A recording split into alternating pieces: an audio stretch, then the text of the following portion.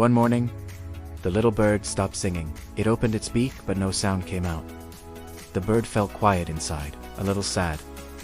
Around it, other birds chirped happily in the trees. The little bird listened and waited. Then the sun rose slowly, warming the sky.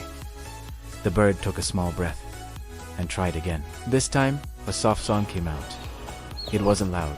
It wasn't perfect, but it was real. The bird learned something important. Sometimes, being enough is enough.